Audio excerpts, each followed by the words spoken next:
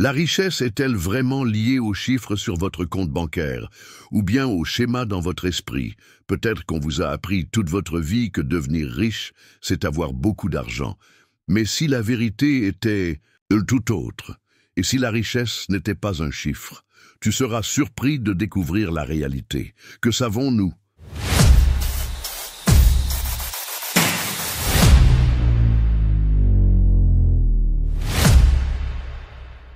Imagine deux personnes qui possèdent toutes les deux 10 000 $.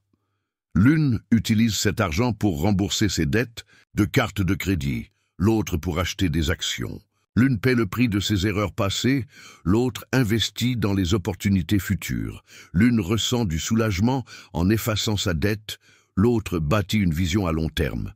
Car le problème n'est pas combien tu possèdes, mais ce que tu fais avec. Certains utilisent cet argent comme un souffle temporaire, d'autres comme une fondation durable. La richesse réside dans cette différence. Ce n'est pas un chiffre, c'est une manière de penser.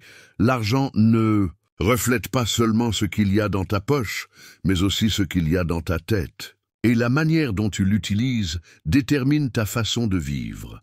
Ton rapport à l'argent définit ta vraie richesse. La pauvreté ne commence pas dans les poches, mais dans l'esprit.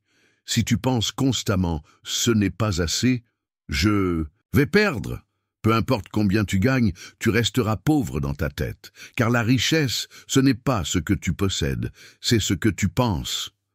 Beaucoup recherchent la richesse dans la marque de leur voiture, le quartier de leur maison ou le prix de leur montre. Pour eux, la richesse est ce que les autres peuvent voir et envier. Mais cela, c'est une vitrine. Ce n'est pas la paix intérieure. La vraie richesse réside dans la manière dont tu gères ton temps, ce que tu ressens au réveil et dans quelle mesure tu contrôles ta vie. La richesse, c'est construire une vie selon tes propres règles, sans chercher l'approbation des autres. Elle commence quand tu ressens une direction intérieure, pas du regret. Autrement dit, la richesse se ressent de l'intérieur, pas seulement à travers les apparences. Compare l'état d'esprit d'un riche et celui d'un employé. Le riche voit une crise comme une opportunité, car il est orienté vers les solutions. Une crise est pour lui une nouvelle porte à ouvrir. L'employé, lui, voit la même crise comme une menace, car l'incertitude ébranle sa zone de confort.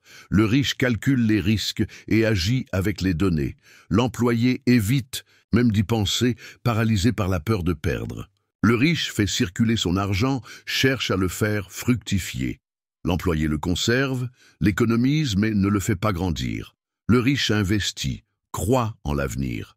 L'employé dépense pour le confort immédiat, quitte à sacrifier le futur. La différence n'est pas dans les chiffres, mais dans la mentalité. Il ne s'agit pas d'être imprudent, mais d'avoir une conscience stratégique.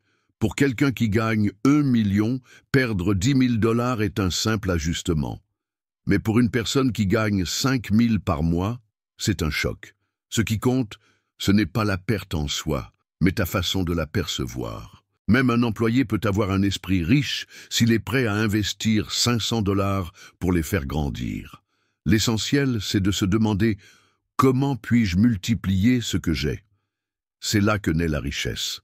Dans le réflexe mental, voici la vraie différence. La richesse commence non pas quand on gagne de l'argent, mais quand on pense différemment à l'argent. C'est une transformation intérieure. Les riches ont en commun non pas leur fortune, mais leur manière de gérer les mêmes montants différemment. Pour eux, l'argent est un outil, pas une fin. C'est pourquoi, lorsqu'ils perdent de l'argent, ils ne s'effondrent pas. Car l'argent n'est que l'expression extérieure de leur richesse. La mentalité peut conduire deux personnes dans des directions opposées. L'une achètera sa liberté avec de l'argent, l'autre s'enchaînera avec de nouvelles dettes. L'un planifie la croissance de chaque dollar, l'autre dépense sans réfléchir. La différence naît de l'esprit. Mais alors, comment construire cet esprit? Quels sont les piliers d'un esprit riche? Premièrement, la responsabilité. Une personne riche tient d'abord elle-même responsable de sa situation financière.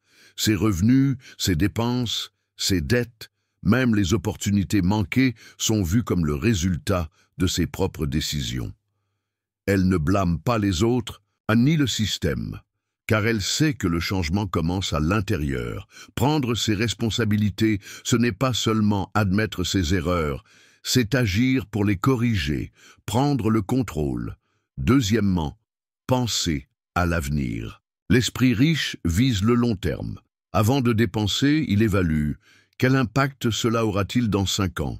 Cette dépense m'apporte-t-elle de la valeur ou juste une satisfaction temporaire? Il préfère sacrifier le confort d'aujourd'hui pour la liberté de demain. Troisièmement, la connaissance. Une personne riche comprend l'importance de la littératie financière, de l'investissement et de l'analyse des opportunités. L'argent est un outil, mais savoir s'en servir est un art. Elle agit avec stratégie, non au hasard. Ses décisions sont guidées par des données, pas par des émotions. Elle apprend sans cesse et transforme son savoir en capital. Quatrièmement, la résilience psychologique. L'esprit riche ne craint pas les pertes, il les voit comme des leçons. Il reste calme dans la crise et cherche des solutions. Il ne voit pas l'échec, mais le retour d'expérience. Chaque chute renforce le prochain pas. Ceux qui sont forts émotionnellement le sont aussi financièrement. Cinquièmement, la conscience du temps. Pour une personne riche, le temps est plus précieux que l'argent. Elle évite les réunions inutiles, les distractions. Chaque minute peut cacher une opportunité. Elle investit son temps dans le repos, le développement personnel et la stratégie. Et enfin, la mentalité d'abondance. L'esprit riche voit le monde non pas comme limité, mais plein de possibilités. Il ne pense pas « je n'ai pas », mais comment puis-je en créer plus? Il ne se compare pas aux autres, il se concentre sur sa propre croissance. Il est reconnaissant pour ce qu'il a et s'efforce de l'agrandir. Car l'abondance commence dans l'esprit avant de se refléter dans le portefeuille. Avec ses fondations, même 10 000 $ peuvent changer de destin. Car la vraie richesse est dans l'esprit, pas dans le compte en banque. Un esprit riche ne se fatigue pas à courir après l'argent. Il sait que l'argent est le résultat naturel de décisions claires et d'un esprit structuré. Il agit avec vision, pas avec obsession. Il investit en lui-même, dans son savoir, sa santé, ses relations et son temps. Pour lui, l'argent est un effet secondaire d'une vie bien vécue. Il ne cherche pas à gagner plus pour vivre, il vit mieux pour gagner. Et c'est cette clarté d'esprit qui attire l'argent, sans même le chercher. Car l'argent va là où il y a de la valeur. Et la chose la plus précieuse au monde, c'est le savoir. Que ce savoir soit dans un palais ou au sommet d'une montagne, c'est cet endroit qui devient précieux. Mais alors, qu'est-ce qui t'empêche de développer cet esprit riche? T'es-tu déjà vraiment posé la question? Peut-être les phrases entendues dans ton enfance. L'argent corrompt tout. On ne devient pas riche chez nous. Les riches sont égoïstes. Ces croyances ancrées t'éloignent peut-être de ton vrai potentiel. Ou alors le besoin constant de plaire, de dépendre de l'approbation extérieure. Le voyage vers la richesse commence à l'intérieur. Une personne à l'esprit riche n'a pas besoin de montrer sa richesse. Il la ressent, il la sait. Elle s'exprime dans sa posture, sa marche, sa façon de vivre. Les gens veulent être proches d'elle, car elle montre la voie. Es-tu prêt à affronter tes croyances limitantes? Envoie cette vidéo à quelqu'un qui pense encore que la richesse, c'est juste de l'argent. Car parfois, la plus grande pauvreté réside dans une mauvaise croyance sur l'argent. Et toi, comment définis-tu la richesse? Pour toi, que signifie être riche? Écris-le en commentaire. Dans la prochaine vidéo, nous parlerons de comment développer cette mentalité riche et quelles habitudes l'enracinent. Et souviens-toi, nos vidéos ne parlent pas que de finances, mais aussi de vie, de science, de santé et de parentalité, car tout cela c'est du pouvoir. Le savoir, c'est le pouvoir. Abonne-toi, suis-nous, garde le pouvoir entre tes mains. Que savons-nous?